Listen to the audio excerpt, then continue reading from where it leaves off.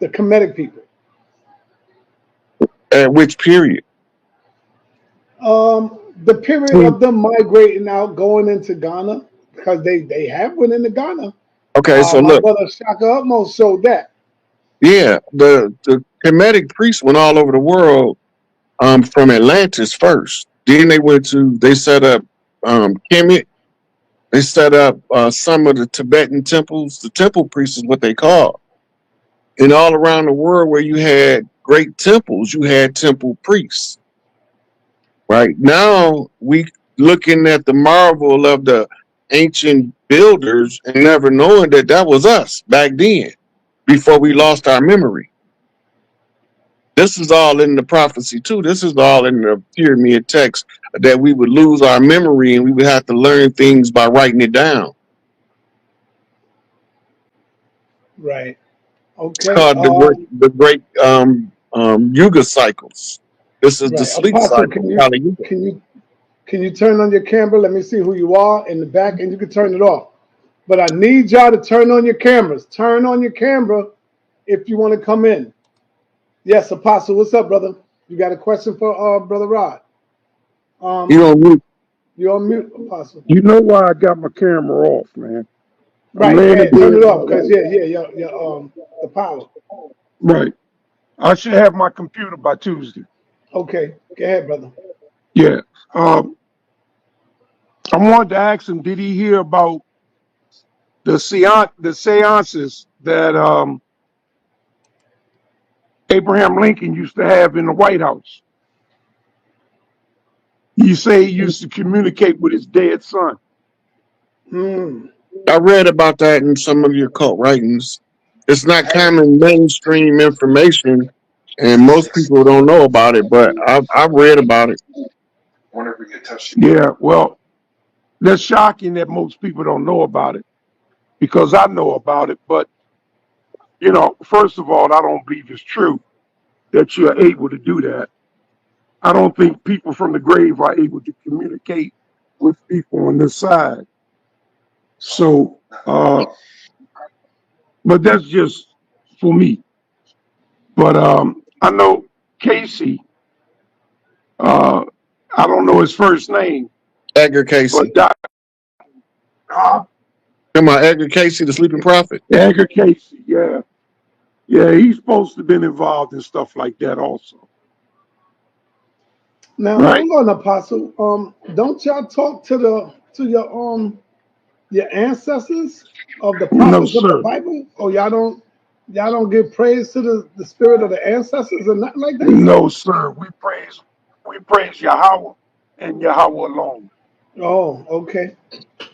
Okay, I got you. Now we venerate the Son as King, but we praise the Most High. We glorify the Most High in the name of the Son.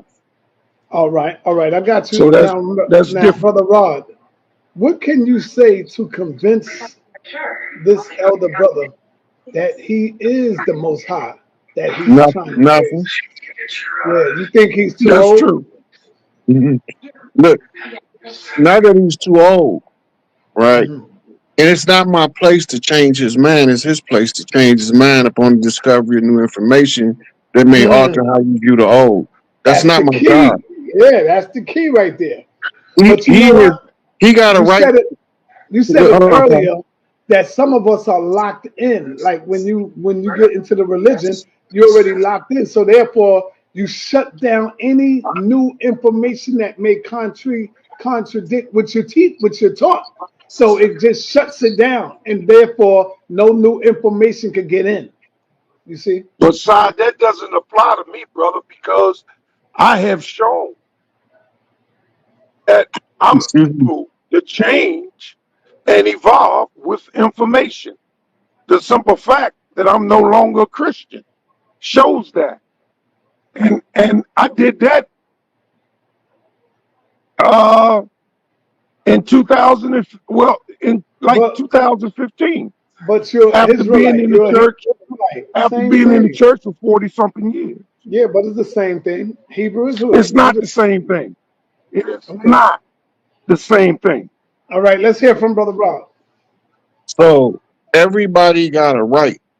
This is their right from their creator to believe Mhm. whatever they want to, no matter if I think it's delusional or you think it's delusional, if it's rational and it can give them the life that they want, they got the right to believe whatever they want to. It's not my job or responsibility to convince anybody of anything. If he listen and he go do some research based on some of the stuff I said and he feel like that I gave him some information that can allow him to grow and evolve into something else, that's his personal choice. It's not my place. For one, out of my respect for the elder, I wouldn't try to tell him what to do or what to think. He'd have been on here planning longer than me. So I can only tell him what my experience and my learning has led me to understand. And then he have a right to either challenge it or say that brother can believe what he want to believe, but I don't believe it. That's up to him. That's his call. He can come, he can tell us his portion of understanding the same as I can come tell you mine. Mine not more important than his.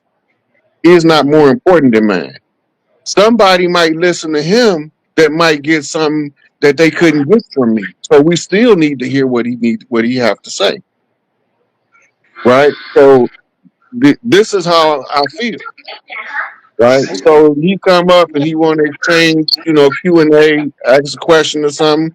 I don't mind because he don't never have to believe nothing I say. Right. He got that right as an individual. All right. Let's move on over. Nepal Shada. Nepal Shada. Next on the call. Oh, sorry, I was muted. Peace, Netter. Thank you for letting me up. Peace to Apostle and, of course, our illustrious guest, Rod Hayes. He I just have trying to a make lot me to blush. talk to you. What'd you say? He What'd you just say? trying to make me blush. No. Actually, I got to get you to come to my channel, please, because I am actually a thanatologist and I don't say death doula, but a transition doula. And this time of year is like every year I always talk about how this, because I want to hand this over to you because I know you know about it. How this time of year is like the quieting down.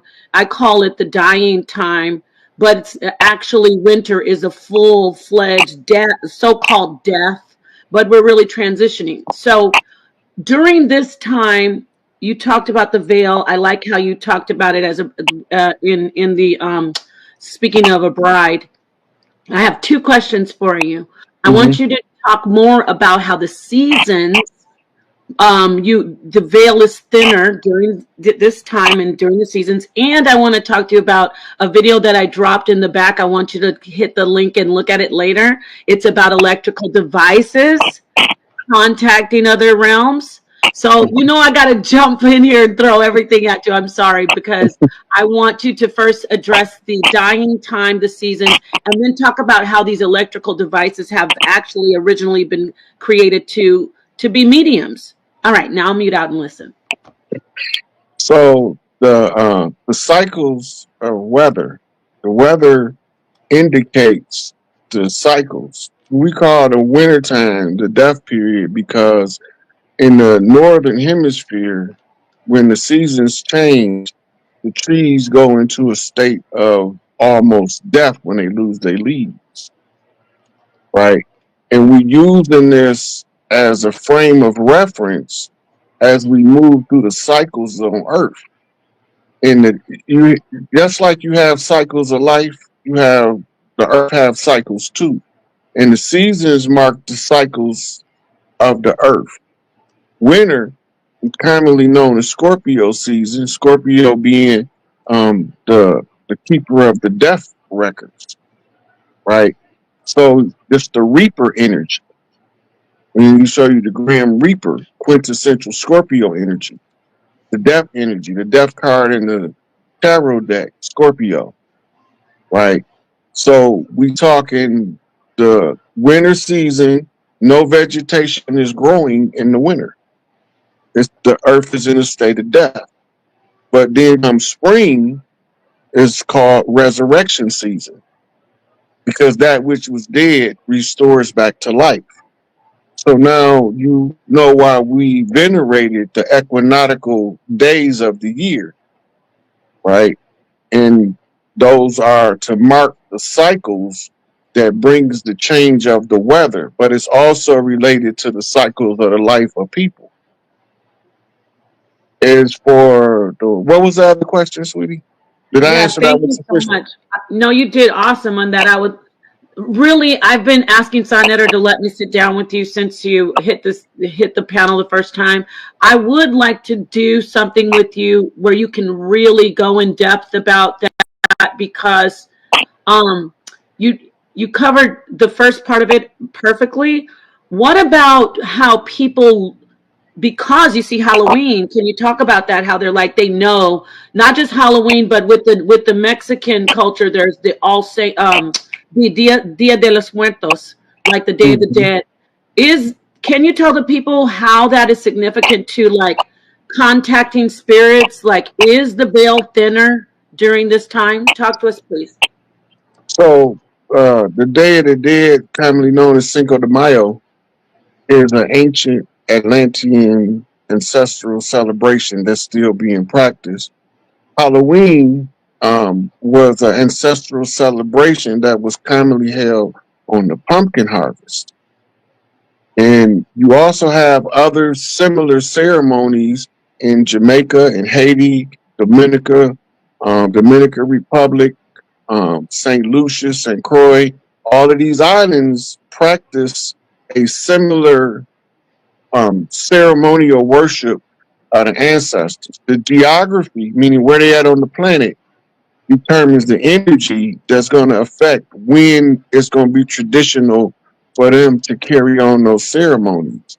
And those ceremonies was always a veneration of the ancestors and recognition of them and an energy exchange. This is why they have all of those distorted faces, what they call death faces, because those death faces is how the when you in meditation a lot of time the ancestors will come to you with those shocking imagery in your psyche, but they still in a physical projection to your mind. So when you see them, you might see them as grotesque because you're looking at the spirit realm from the physical world with the mind's eye. And so we do those celebrations so that we always energetically in tune with the frequencies that our ancestors were on. It's like a community tuning fork for ancestral energies. And a lot of us practice the ancestral venerations in secret, All right, but thank you that's so the much. public display. Awesome. Now I had asked you about I've done some research on let's say Edison. Edison, when he started trying to do these different inventions, like the electrical things he's doing, working with the television. Well, not exactly the television, but basically working with electricity and all these different technical devices. He was working as a spiritualist first to try to contact other realms. Now, and I'm sure a lot of people know, remember when we had the radio and you could tune it to where it's just like there's no real transmission? Yeah, static Yeah, change. static, right. And remember the TV? You could turn the TV and you could see just the static. I'm laughing because you know what I'm talking about. Mm-hmm. So, talk to us about how those devices were created to contact other realms and how they are used today. Can you do that for us? Yeah, so a lot of, like you said, Edison was a spiritualist, but he ain't invent jack. He had a brother that was his apprentice, or supposed to be, but I think he was the Tesla. apprentice that was Tesla. creating everything. Tesla came, but Tesla was doing a different research. He did work with Edison for a while, and they big falling out was when Tesla tried to give everybody free energy, and what became Edison Power Company sabotaged it. But that's a whole nother story. A lot of the early inventors was getting this information through opening up channels in the psyche to download ancestral information. Nothing new under the sun. Everything that you think is a new invention is ancient. And so, because it's all ancient, you just have to tap into the ancestral memory to download how to recreate it. This when if you go back to Tesla, he's a good example because he used what's called holographic design, where he can use his mind to assemble and disassemble an entire invention before he ever built the first piece. Right? They learned all of this stuff from shamans, tapping into the certain energy. If you look at Sigmund Freud, he got all these African artifacts. If you go follow Carl Jung, he's going over studying with priests from all over the world. So they giving them occult information that they using to create innovations by tapping spiritual energies that's natural to the planet. All right. All right. Thank All you so right. much. Can I just ask one more question? Go And ahead. this is about the Bible. Those who are saying, I heard some people, they get nervous when we talk about these things. I appreciate this topic.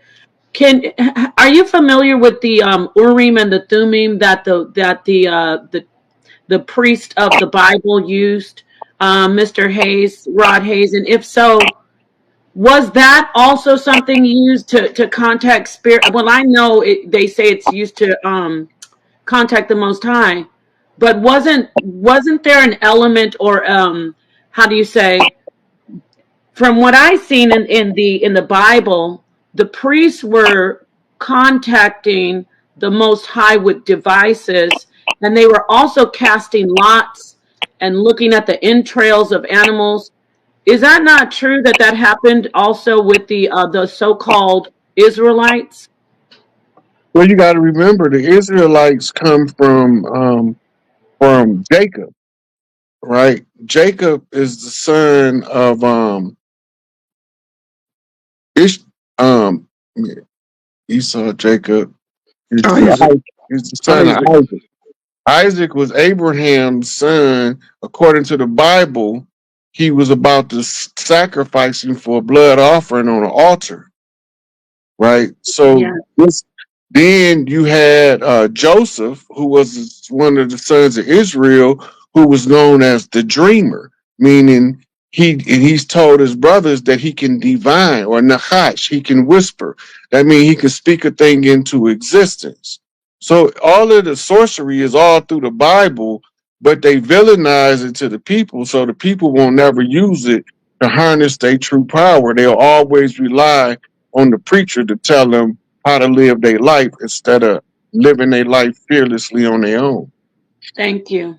I appreciate that statement. Okay, I'm going to sit back and listen. Like I said, I would love to have you sit down with me and go in depth about a lot of things that you talk about. If you're willing, I'll get in touch with you through Sonetta, of course. So thank you for answering those questions, and I appreciate it. Sonetta, real quick, let me drop something to Brother Hayes in that Romans 4:17, um, speaking about Abraham and speaking about God. The Bible says that he said that God called things that be not as though they are. So in other words, that's what you're talking about, is speaking things into existence. And then in Romans, I believe it's 4:13, it says, by that same spirit we speaketh, and therefore we believe. So we have the same power that's working on the inside of us. The apostles had it. They could speak things into existence. So yeah, uh, we call those things that be not as though they are. Romans 4:17. All right, That's all I Apostle. wanted to say. One of the questions I wanted to ask you, Rod, is that I forgot, but I'm looking at it now behind my page, and that is witches. Are witches real? And have you ever seen one or a few? Talk to us about the witches. All the word witch mean is wise woman.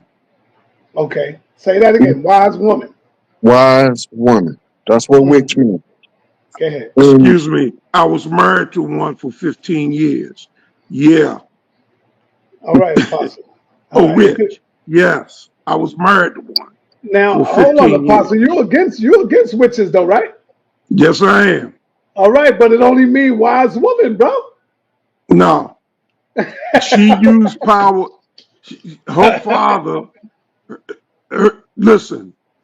No, no, we'll get back to you on the next one. Okay. Let Rod All break them right. down, and then you can get in.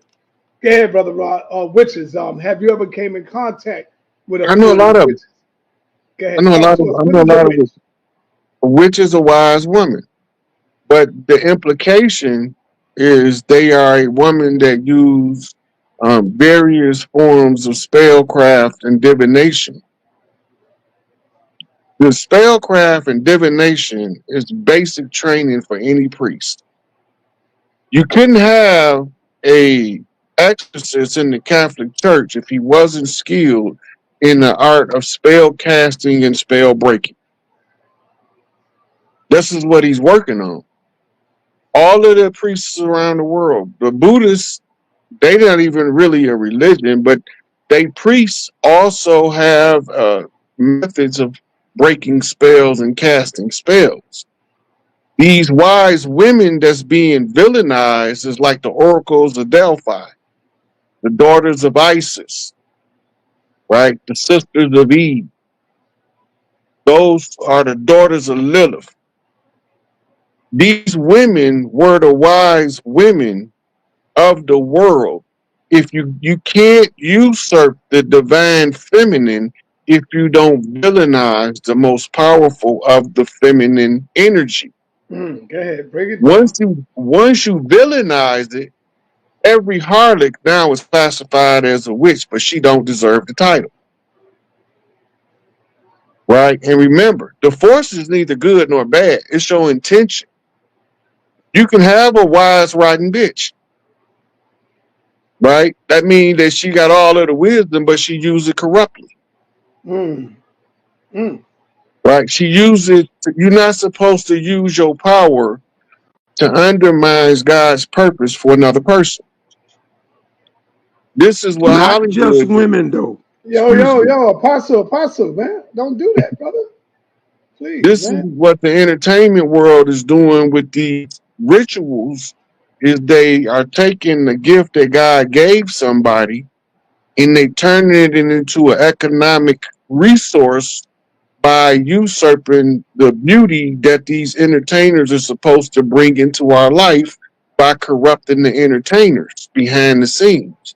Casting couch, right? You can't rise in this system unless you sacrifice something of great value. Your manhood, your womanhood, your children, your mama. We don't believe in that shit, but the people that's running the show believe in it. So you might think they joking until they take your mama, your child, your sister, your brother, because they Now, coming to get their blood. when you say until they take, you talking about mentally, of course. Until Mm-mm. they take them. Physically, Oh, physically. yeah, Oh, wow. they So will murder.